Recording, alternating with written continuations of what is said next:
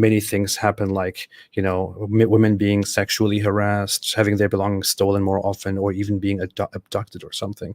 Is that something that you know of? Or? Yeah, to be honest, it's something I know a bit too much of, which makes you really question like a lot of things. Because I've said this so many times.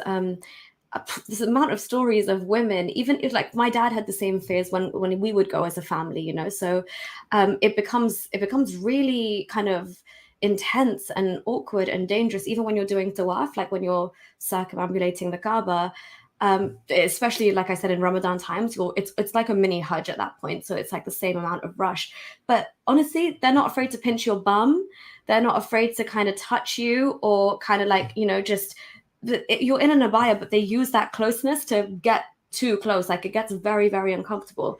And you're kind of in shock at that moment, because the Kaaba's here and you're here getting touched up by some man who's in ihram and supposed to be here cleansing his soul and heart and purifying himself.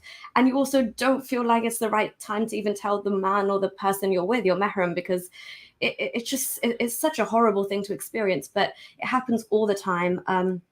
Sexual harassment like that, also theft, people who leave their shoes outside the mosque, they go missing. And again, all around you, you're thinking this is a holy city, this surely should be one of the safest spaces in the world. But no, it's got all of the same little ugly things happening that happen out in the rest of Saudi Arabia as well.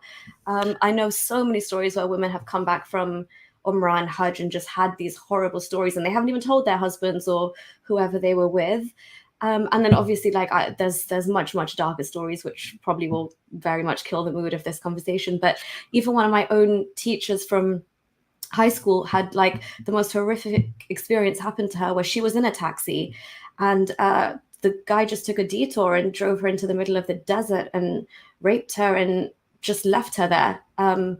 And she somehow made it back. But all I saw of her was she came to school to collect her belongings and she just left the country. And you can't even imagine like what would have happened. And the fact that she just silently left the country, knowing there's no justice that she would ever get in Saudi Arabia, nobody would be held accountable, just speaks volumes.